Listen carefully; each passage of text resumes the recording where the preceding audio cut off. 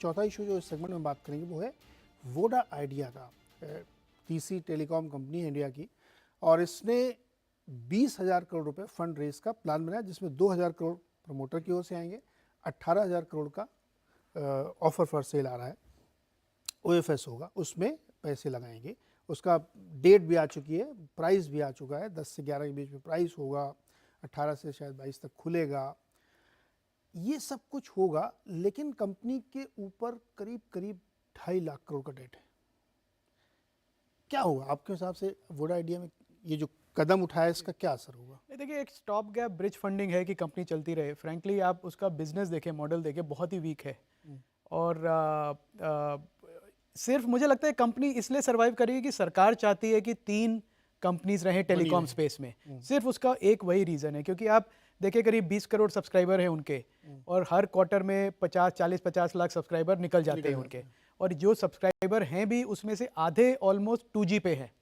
और 2G का ARPU एक तो कम है, और दूसरा वो काफ़ी प्रेशर है सरकार पे कि 2G का जो स्पेक्ट्रम है वो बंद कर दें, क्योंकि 2G का स्पेक्ट्रम जब तक रहेगा तब तक 4G 5G प्रॉपर्ली डेवलप नहीं होगा। तो एक एग्जिस्टेंशियल क्राइसिस से ही कंपनी जूझ रही है पिछले 4-5 सालों से। हर क्वार्टर में 6-8 हज़ार करोड़ का लॉस होता है। तो आप ये 20,000 करोड़ की फंड रेजिंग कर लेंगे, पर आपका आरपू बढ़ेगा नहीं, 145 रुपए के आसपास है, जबकि एयरटेल का 200 के ऊपर है। 200 के ऊपर। तो इतने वीक बिजनेस मॉडल को बार बार फंड करते रहना, कंपनी को चलाते रहना, मुझे नहीं लगता किसी इक्विटी शेयर होल्डर के लिए उसमें कोई वैल्यू है। फाउंडर के पास शायद चारा नहीं है या जो भी है।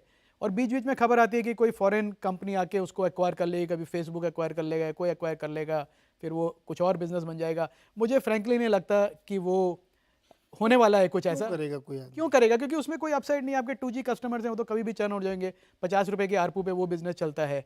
आप दूसरी तरफ आपके इतना स्ट्रॉन्ग कॉम्पिटिटर्स हैं, दो, जियो पूरा 4G पे ही है, और फिर भी 180 रुपए पे आरपू पे भी पैसा अच्छा तगड़ा बनाता है। तो आप एक मतलब एग्जिस्टेंशियल क्राइसिस है। कंपनी चल रही है, पर मुझे लगता है कि हमारे जो दर्शक हैं, जो देखते हैं शो को, उनको बड़ा सतर्क रहना चाहिए कि उनके पास ये स्टॉक है। ज़्यादा एक्सपेक्टेशन अपना ना रखें, क्योंकि 20,000 करोड़ की जो फंडिंग है वो मेरे ख्याल से 2 क्वार्टर या 3 क्वार्टर का लॉस कवर करने के लिए है। फिर बात घूम फिर के फिर वहीं पे आ जाएगी। रुद्रा जी, आपको लगता है कुछ और हो सकता है? क्या होगा? जैसा अभय जी ने कहा, बिजनेस प्रोफाइल काफ़ी वीक है। 2-2.25 लाख करोड़ का डेट है। इस साल की जो डेट की लायबिलिटी है वो तो हो जाएगी। अगले साल 27-28 हज़ार करोड़ का डेट रीपेमेंट है, और FY26 में करीब 40,000 करोड़ का डेट रीपेमेंट है। Cash flow from operations, cash flow from business है नहीं। Most of the premium customers जो हैं वो या तो भारती या जियो की तरफ माइग्रेट हो रहे हैं और हो चुके हैं। तो आपके पास weak customer. Government of India इतना मजबूत इक्विटी इन्वेस्टर बैठा हुआ है, कुछ करेंगे नहीं वो लोग? वो तो बाकी कंपनी से भी है, अपने MTNL में भी थे, BSNL में भी हैं। तो सरकार बिजनेस चलाती नहीं, सपोर्ट कर सकती है, और क्या मतलब उससे ज़्यादा। आई थिंक एक सरकार का स्टेटेड ऑब्जेक्टिव है कि मार्केट में डुओपोली ना हो। मैं तो 20,000 करोड़ से क्या हो सकता है, मतलब कुछ भी नहीं, सिर्फ 6 महीने और थोड़ा ऑक्सीजन मिल जाएगा, 1 साल और मिल जाएगा। जब तक कंपनी खुल के बताए कि उसका प्लान क्या जब है। तक वो 2 लाख करोड़ का डेट प्रॉपर रिस्ट्रक्चर करके हेयर कट या तो गवर्नमेंट या कहीं ना कहीं बीच में नहीं आएगी, वो तब तक इसका सोल्यूशन समाधान नहीं निकलेगा। मुश्किल के दौर पर लग रहा है। नहीं निकलेगा नहीं। आप देखिए, ऐसे फंडिंग पहले भी हो चुकी है, ये फर्स्ट टाइम नहीं है वोडाफोन फंडिंग। मुझे तो याद है 165 पे हुई थी, 109 पे हुई थी, और फिर नीचे नीचे होती गई है। वो हर बार कहा कि ये लास्ट फंडिंग है, लास्ट माइल ऑफ फंडिंग है, बट बिजनेस प्रोफाइल वीक है। और तो डेट अनुराग जी के पास कोई उपाय हो? डेट का विशेष सर्कल है ये, जिसमें वो फंस चुकी है। अनुराग जी, क्या आप लोगों के पास कोई इलाज है? अमेरिका से कोई नहीं नहीं है, आ जाए, नहीं है। ले तो कंपनी? हाँ। नीरज जी, जब मैं हिंदुस्तान आया ना, तो मेरे 2 मेजर गोल्स थे। हाँ। एक था आपसे, अभय जी से सबसे मुलाकात करना, जो मैंने किया। दूसरा मेरा गोल था वोडाफोन नंबर को चेंज, सॉरी हाँ, ये वोडाफोन नंबर जो मेरा करीब 15 साल से था, उसको चेंज करना। नीरज जी, क्या होता है, एक और जो मैंने किया, एक डाइंग कंपनी के out here as customer service इतना लाउजी हो जाता है कि वो कस्टमर्स को खुद पुश कर देते हैं। मुझे नहीं लगता कि मतलब अ, क्यों कोई इंडिया में है और वोडाफोन को के सेल फोन को अभी भी यूज कर रहा है। There is no future about it.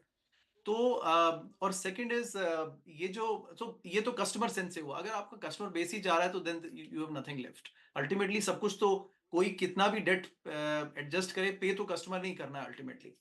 So that is one point. Second is ये गवर्नमेंट ने जो लाइसेंसिंग ये उसके विक्टिम है, जो पुराना जो लाइसेंसिंग रेजिम था which was clearly very atrocious, right? जो revenue sharing and fixed fee and all this nonsense.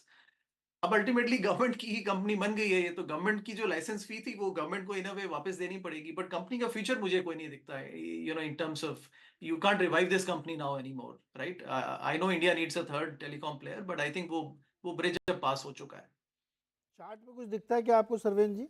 इसमें बहुत लोग निवेशित हैं, एफपीओ देख के कुछ लोग आकर्षित भी हो सकते हैं, आपको कैसा लगता है चार्ट पे?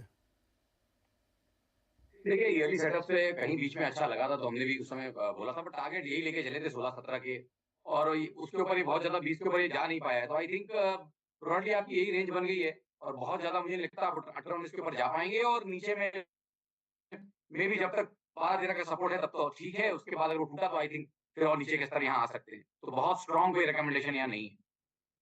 जिसको रिवाइव ही करना हो और आपसे कहा जाए कि आप एक आइडिया दीजिए, एक प्लान बताइए, कैसे रिवाइव कर सकते हैं इसको? जियो या एयरटेल को बंद करते हैं और और अरे आपका कस्टमर ही नहीं तैयार उसको यूज़ करने का, और ना आपकी 4G में इन्वेस्ट करने की, 5G में इन्वेस्ट करने की एबिलिटी है।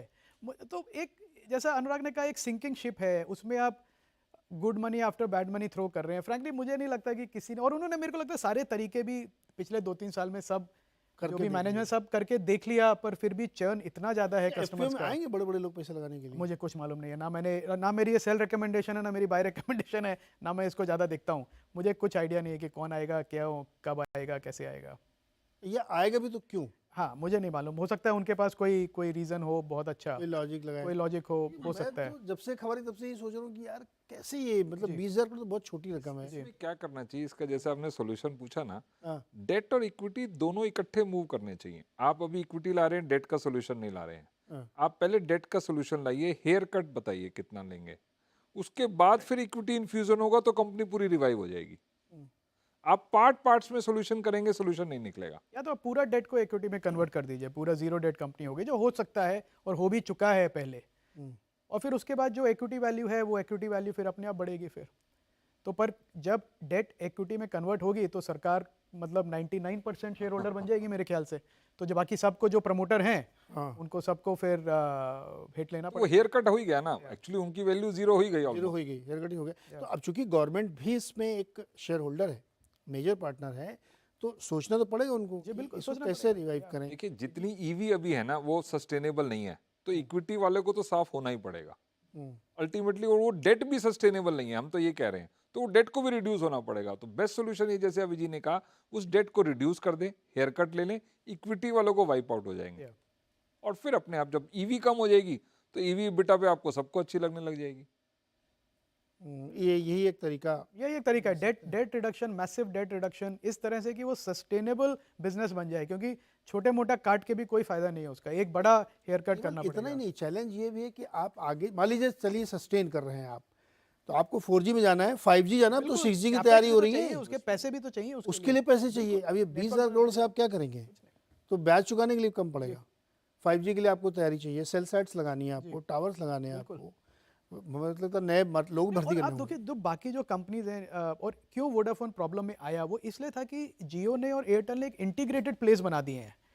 क्योंकि आप एक सब्सक्राइबर हैं तो आपको सब कुछ मिल रहा है, आपको इंटरनेट मिल रहा है, आपको सिनेमा मिल रहा है, आपको स्पोर्ट्स मिल रहा है, आपको चैनल्स मिल रहे हैं, सब एक इंटीग्रेटेड प्ले है। वोडा का तो कुछ उसमें लेना देना ही नहीं है, वो तो एकदम अलग ही है।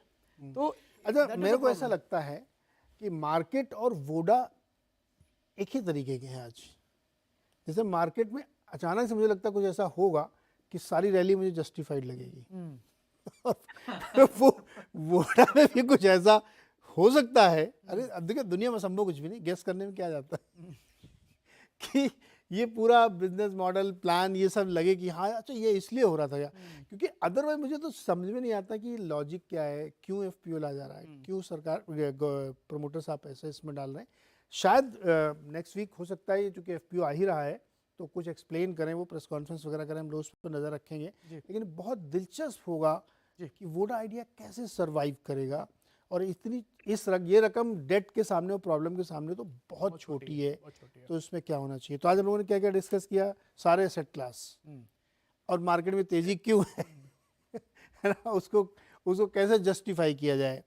कुछ लोगों को लगता है कि नहीं ये मार्केट बहुत ही महंगा हो चुका है, गिर जाना चाहिए, तो फिर कभी मिड कैप गिरवाते हैं, कभी लार्ज कैप में भी गिरवाते हैं, लेकिन end of the day market is looking at something else. तो हमें वो देखना पड़ेगा, इंतजार करना पड़ेगा, क्योंकि मार्केट की जो अजब कहानी है वो बहुत ही गजब है। तो इस शो के दौरान अगर किसी भी शेयर का नाम लिया गया है तो उसमें किसी भी प्रकार की सेल या बाई की कोई रिकमेंडेशन नहीं है, वो केवल उदाहरण के लिए ये चीज़ों को एक्सप्लेन करने के लिए हम लोगों ने यहाँ पे डिस्कस किया, इसलिए उस पर कोई भी कॉल मत लिया करिएगा। बहुत 10 सेकंड में जवाब दीजिए, वीकेंड में क्या करेंगे? वीकेंड पे एक रिजॉर्ट में जाने की प्लानिंग है फैमिली के साथ, थोड़ा रेस्ट रिलैक्स फ्रेंड्स के साथ मस्ती, बस यही। अबू धाबी में क्या किया था? अबू धाबी में भी यही एक्चुअली। अब आप ऑफ कैमरा बताऊंगा आपको। ओके रुद्रा जी 10 सेकंड में क्या करने वाले हैं वीकेंड में? घर पे रेस्ट, अगले महीने काफी ट्रैवलिंग है, उसके अभी just relax at home. Relax, उसके बाद अनुराग जी प्लान क्या आज इस हफ्ते का? पिक्चर देखने जाएंगे? हाँ, कुछ स्पेशल नहीं है नीरज जी, किताबें पढ़ेंगे और बेटे के साथ टाइम स्पेंड करेंगे। और नहीं तो मैं आपको होमवर्क देता हूँ, जो आपको मॉडल बना रहे हैं ना, मॉडल कंप्लीट करिए और मुझे पढ़ने के लिए भेजिए, मैं उसको पढ़ूंगा। सरवेन जी आप क्या कर रहे हैं वीकेंड में? मैं तो बचे कुछ काम जो मंडे टू फ्राइडे नहीं हो पाते हैं, पहले उनको कंप्लीट करूंगा। फिर आई थिंक नेक्स्ट वीकेंड में कुछ डेफिनेटली, अभी एक जो बीच में छुट्टी आ रही है इसमें कुछ करना चाहिए, रामनवमी वाली छुट्टी पे। बिल्कुल करना चाहिए, एंजॉय करिए लाइफ में, पढ़ना लिखना काम काज तो चलता ही रहेगा। ध्यान रखिए अपना, अपनों का और हेल्थ का, और एंजॉय करिए लाइफ को, मार्केट भी सब ठीक ही हो जाएगा। बहुत बहुत शुक्रिया आप सबका।